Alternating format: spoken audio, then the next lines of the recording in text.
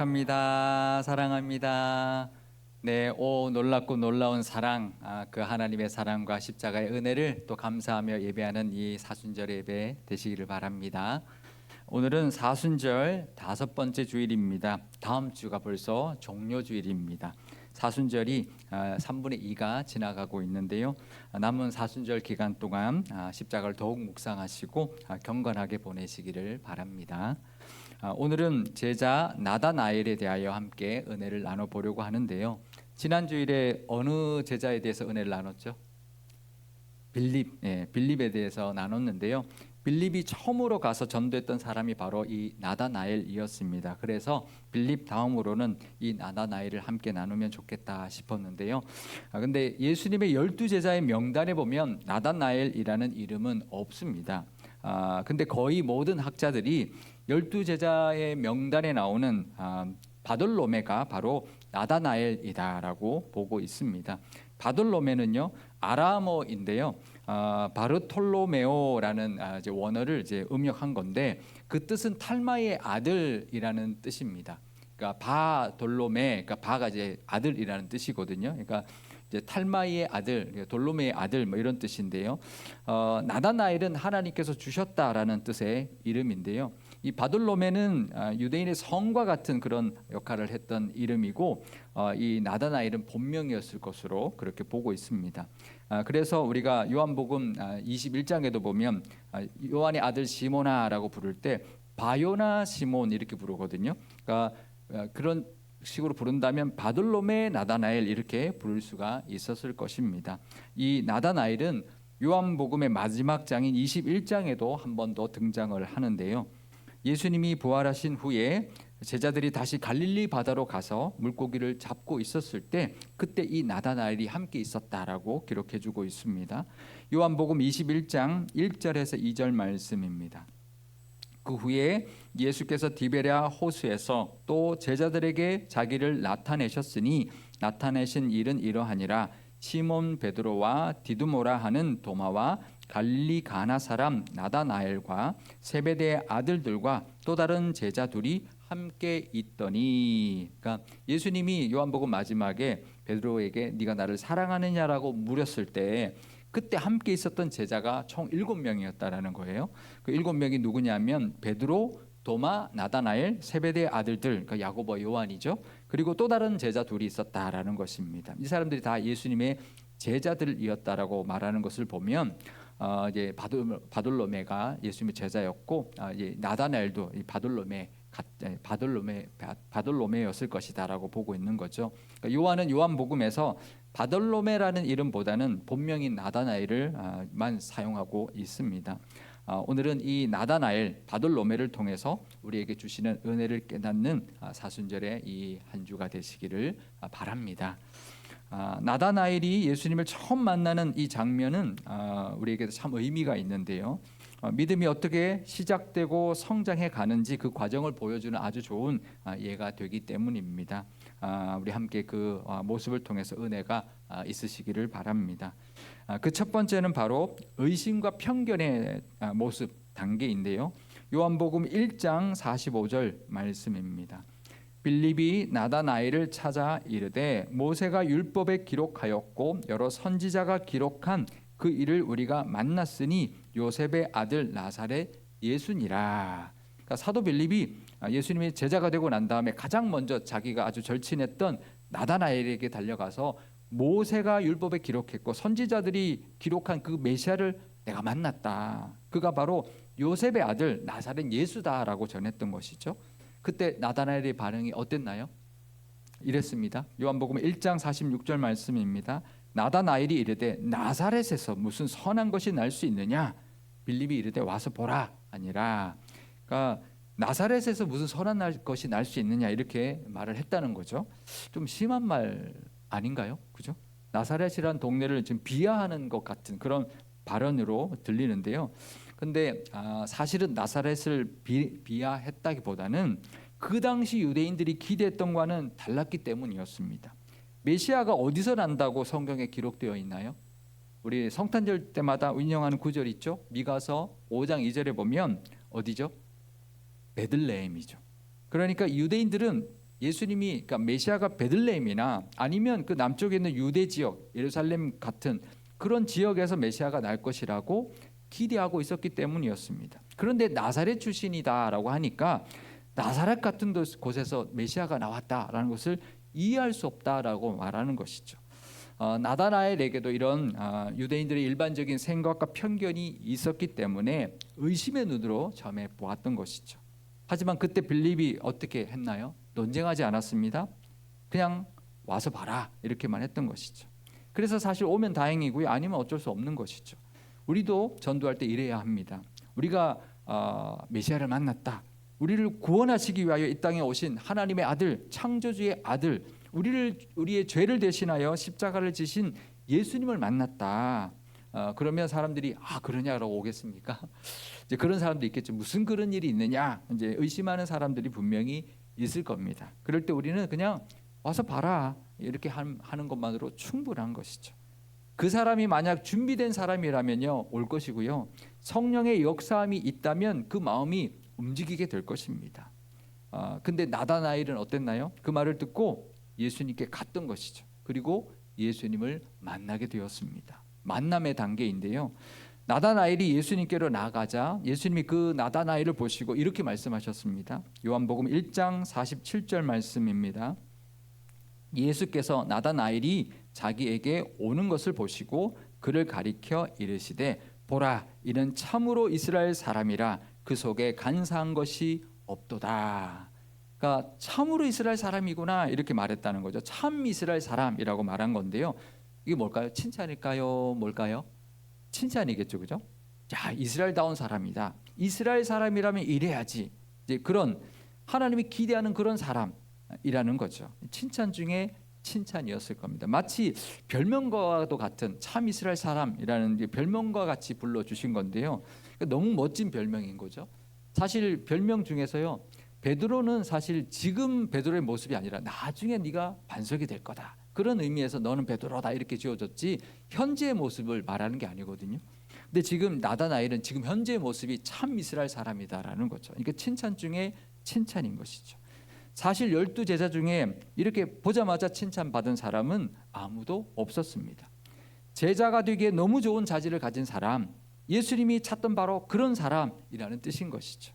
우리도 이런 칭찬 받으시기를 바랍니다. 참으로 이스라엘 사람 같다, 참 이스라엘 사람이다라는 칭찬을 다 받으시는 저와 여러분 되시기를 축복드립니다. 그러면 나다나엘의 도대체 어떤 면이 이렇게 참 이스라엘 사람이라는 칭찬을 받게 했을까요? 두 가지를 오늘 본문이 말해주고 있는데요. 그 첫 번째는 바로 그 속에 간사한 것이 없다는 것입니다. 이스라엘은 민족의 이름이지만 원래 누구의 이름이었나요? 야곱의 이름이었죠. 야곱이 무슨 뜻인가요? 발꿈치를 잡은 자, 속이는 자라는 뜻이죠. 근데 이스라엘로 이름을 바꿔주셨습니다. 그러면 무슨 뜻일까요? 참 이스라엘 사람이란 뜻은 속이지 않는 사람, 그 속에 간사함이 없는 사람이라는 것이죠. 나다나엘에게 참 이스라엘 사람이라고 한 것은 그 당시에 경건하다고 했던 사람들, 특히 바리새인들이 그런 외식적인 모습이 없는, 그런 모습이 전혀 없는 진솔한 믿음, 겉과 속이 똑같은 그런 경건한 사람이다라는 그런 칭찬의 말이었을 겁니다. 우리도 이런 참 이스라엘 사람이 되어야 할 것입니다. 우리 속에 간사함이 없는 그런 진솔한 믿음이 있으시고요. 겉과 속이 다르지 않는 그런 경건한 겉으로만 막 믿음 생활 잘하는 것처럼 보이는 게 아니라 정말 속에도 우리의 진심을 꿰뚫어 보시는 하나님께도 인정받는 경건한 믿음의 사람 되시기를 바랍니다. 또 늘 신뢰할 수 있는 그런 믿음직한 사람이 되시기를 바랍니다. 특히 안 믿는 사람에게 우리도 그런 모습을 보여야 할 것입니다.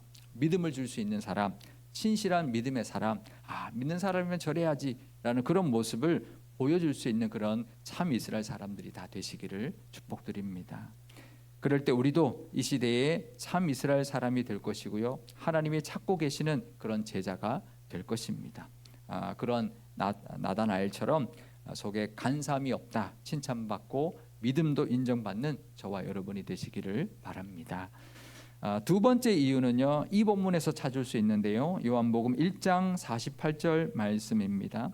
나다나엘이 이르되 어떻게 나를 아시나이까? 예수께서 대답하여 이르시되 빌립이 너를 부르기 전에 내가 무화과 나무 아래에 있을 때 보았노라. 그러니까 나다나엘이 지금 예수님이 자기를 참 이스라엘 사람이다, 그 속에 간사한 것이 없다라고 하니까 저를 지금 처음 봤는데 어떻게 아시나요? 라고 물었던 것이죠. 그랬더니 예수님께서 빌립이 너를 부르기 전에 네가 무화과 나무 아래에 있을 때 내가 봤다라고 말씀하신 거죠. 무화과 나무 아래에 있다는 것은요, 그냥 나무 아래에 쉬고 있는 모습이 아닙니다. 그 당시 유대 사람들, 유대인의 그 문화에서는 무화과 나무 아래에 있다라는 것은 그냥 쉬는 게 아니라 율법을 늘 묵상하는 모습, 늘 기도하는 모습, 메시아를 간절히 기다리는 모습을 뜻하기 때문입니다. 그 당시 유대인들의 집은 아주 작고 어두웠습니다. 그래서 뜰에 무화과 나무를 심으면 키가 4m, 5m나 자라고요. 가지가 넓게 뻗어서 그 아래에서 이제 그늘에서 쉬고 묵상하기에 너무나 좋았기 때문에 나다나엘은 그 무화과 나무 아래에서 늘 말씀을 묵상하고 기도하는 그런 경건한 사람이었고, 그뿐만 아니라 지금 로마에게 압제받고 있는 이 이스라엘에 메시아가 간절히 오기를 기다리는 그런 모습이 있었던 것이죠. 이 나다나엘의 그런 신실한 믿음 때문에 예수님은 참 이스라엘 사람이라고 하셨던 것이고요. 그렇게 예수님은 아무도 모르게 정말 은밀한 곳에서 은밀한 중에 그 경건의 생활을 하고 있었던 나다나엘을 그런 신적인 능력으로 다 보고 계셨다라는 것입니다. 우리도 우리의 그런 모습을 하나님 보고 계십니다. 골방에서 기도하는 모습, 말씀 묵상하고 말씀 붙들고 하나님 의지하는 모습을 하나님은 다 보고 계시는 줄 믿습니다. 우리가 드리는, 누가 보지 않아도, 누가 알아주지 않아도 우리가 드리는 기도와 우리의 믿음의 모습을 하나님이 다 보고 계십니다. 예수님이 마태복음 6장 6절에서 이렇게 말씀하셨는데요, 너는 기도할 때에 내 골방에 들어가 문을 닫고 은밀한 중에 계신 내 아버지께 기도하라. 은밀한 중에 보시는 내 아버지께서 갚으시리라. 이렇게 말씀하셨거든요. 그러니까 우리가 은밀하게 정말 아무도 보지 않아도 하나님 앞에 나아가고 하나님을 찾고 기도하는 모습을 다 보고 계십니다. 그리고 그 모습을 기뻐하시고요, 또 갚아주신다고 말씀하십니다. 그리고 하나님은 그런 나다나엘 같은 사람을 지금도 찾고 계십니다. 그러니 우리의 중심을 보시고 우리의 진심의 신앙을 보시는 하나님께 인정받는 그런 믿음의 사람, 참 이스라엘 사람들이 다 되시기를 축복드립니다. 아무도 모르게 하나님께 드렸던 그 자기의 은밀한 모습을 다 보고 계셨다라는 그 예수님의 말씀을 듣고 나다나엘이 이렇게 고백을 합니다. 이 고백의 단계인데요, 요한복음 1장 49절 말씀입니다. 나다나엘이 대답하되 랍비여, 당신은 하나님의 아들이시요 당신은 이스라엘의 임금이로소이다. 이제 고백하는 거죠. 근데 이 고백이 베드로가 고백했던 고백과 너무나도 비슷합니다. 마태복음 16장 16절에서 베드로가 이렇게 고백했죠. 주는 그리스도시요 살아계신 하나님의 아들이십니다. 이렇게 고백했는데요, 둘 다 하나님의 아들이라고 고백했습니다. 근데 이제 베드로는 그리스도, 나다나엘은 이스라엘의 임금이라고 고백을 했는데 좀 다른 것 같지만 사실은 같은 말입니다. 왜냐하면 이게 메시아라는 뜻이거든요. 그리스도가 메시아라는 뜻이고 또 이스라엘 백성들이 기다린 메시아를 이스라엘의 왕으로 여겼기 때문에, 이스라엘의 임금이라고 이제 기다렸기 때문에 같은 메시아라는 뜻인 거죠. 그런데 베드로는 어땠나요? 베드로는 예수님과 오랫동안 함께 생활하고 배우고 예수님 모습을 보았기 때문에 이 고백을 했습니다. 근데 나다나엘은 지금 예수님 보자마자 이 고백을 하고 있는 것이죠. 물론 이 나다나엘도 베드로처럼 하나님이 깨닫게 해주셨기 때문에 할 수 있었던 고백이었을 겁니다. 근데 그 마음이 깨끗하기 때문에, 그 속에 간사함이 없는 그런 깨끗하고 순결한 그 마음이었기 때문에 예수님이 나사렛 출신이었어도, 예수님이 그 어떤 가르침이나 기적을 아직 본 적도 없었음에도 그 고백을 할 수 있었던 것입니다. 우리도 이 나다나엘처럼 성령의 감동으로 늘 고백하는 믿음이 있으시기를 바랍니다. 하나님은 이 고백을 굉장히 기뻐하십니다. 베드로가 고백했을 때 엄청 기뻐하시고 칭찬해 주셨거든요. 우리의 고백도 기뻐하십니다.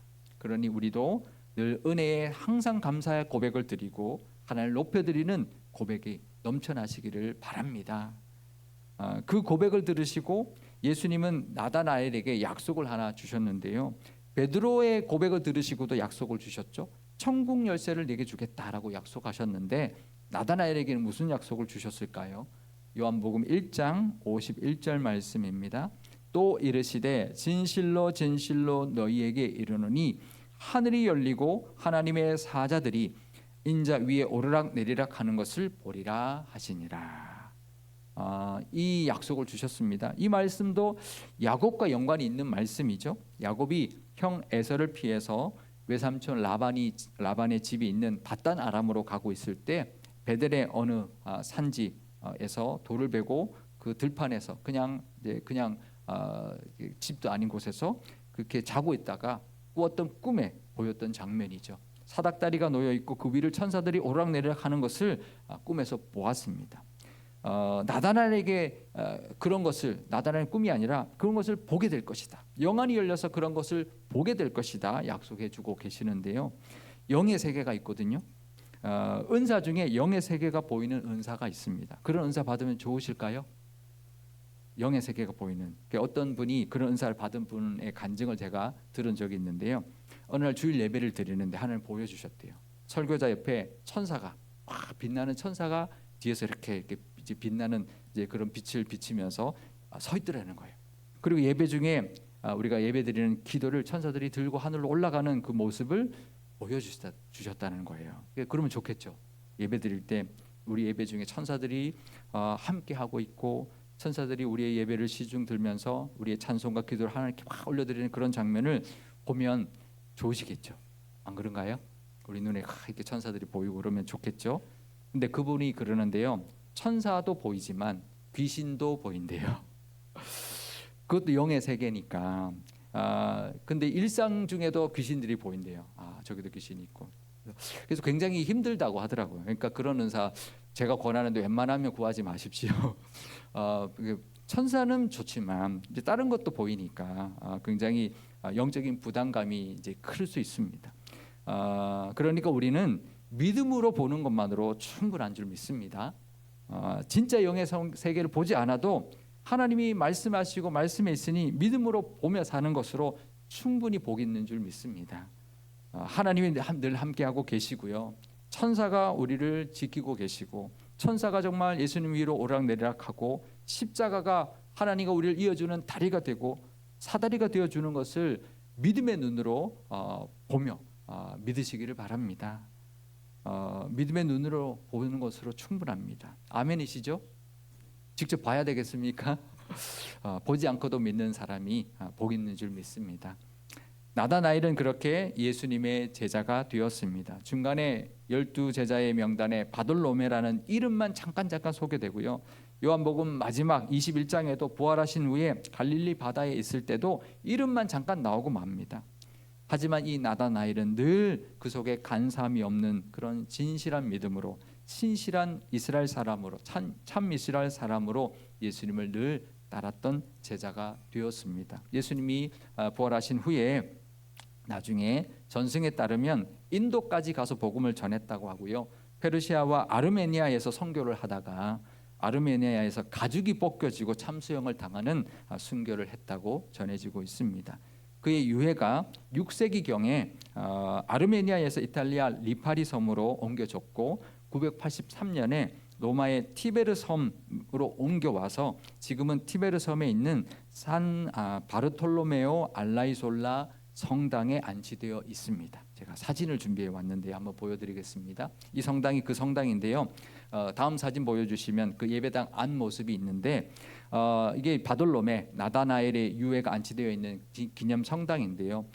지난번에 우리 야고보의 야고보의 그 유해가 이제 그 은관에 이제 있고 그 은관이 그 예배당 지하에 있다라고 이제 말씀드렸고 함께 나눴는데요.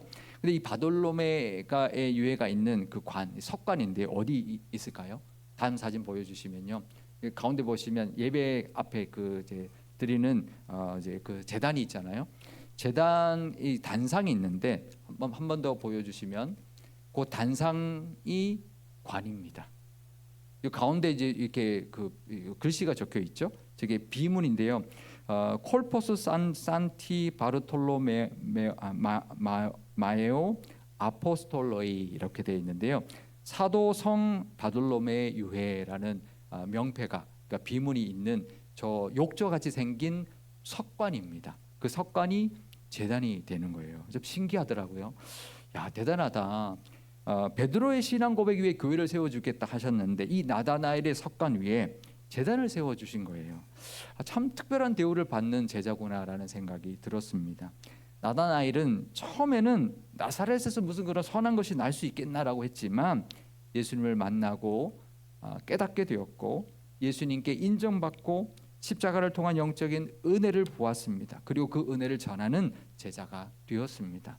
우리도 우리의 편견이 있고요, 선입견이 있습니다. 그거 다 내려놓고 이 나다나엘처럼 늘 순수하고 신실한 나다나엘, 참 이스라엘 사람 같은 그런 칭찬 받으시고 하나님 앞에 쓰임 받는 그런 믿음의 제자들, 참 이스라엘 사람들이 다 되시기를 주님의 이름으로 축원드립니다.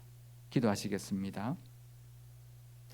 지금도 참 이스라엘 사람을 찾고 계시는 하나님 아버지, 우리도 나다나엘처럼 늘 의심 많고 편견과 아집으로 가득했던 사람들이었지만 성령의 은혜로 예수님을 믿게 되었고 하나님의 자녀가 되는 크고도 놀라운 복을 누리게 해주셨으니 모든 감사와 영광을 하나님께 올려드립니다. 이 사순절을 보내면서 십자가의 은혜가 아니고는 우리도 이런 은혜를 감히 누릴 수가 없지만 죄된 우리를 의롭다 여겨주시고 부족하지만 참 이스라엘 사람으로 인정해 주시니 너무나 감사드립니다. 우리도 속에 간사함이 없는 진솔한 사람이 되게 하옵소서. 늘 말씀과 기도로 경건한 믿음의 사람 되게 하옵소서. 늘 은밀한 중에 하나님께 나아가는 신실한 믿음의 사람이 다 되게 하옵소서. 또 늘 은혜에 감사하는 고백과 찬양이 있게 하시고 우리의 믿음의 눈이 열려서 예수님이 우리와 하나님을 이어주는 다리가 되어 주셨고 십자가가 천사들이 오르락내락하는 사닥다리로 보기게 하여 주옵소서. 우리도 부족하지고 연약하지만 하나님께 인정받고 칭찬받는 은혜를 붙들게 하시고 세상으로 나아가 복음 들고 전하게 하여 주옵소서. 그럴 때 우리의 믿음도 인정해 주시고 우리의 고백도 칭찬하시며 귀하게 써주시고 높여주시고 갚아주시는 은혜도 가득하게 될 줄 믿습니다. 우리 교회도 참 이스라엘이 되게 하시고 한결같은 경건함과 믿음의 고백이 넘쳐나게 하옵소서. 우리 구주 예수 그리스도의 이름으로 기도드리옵나이다. 아멘.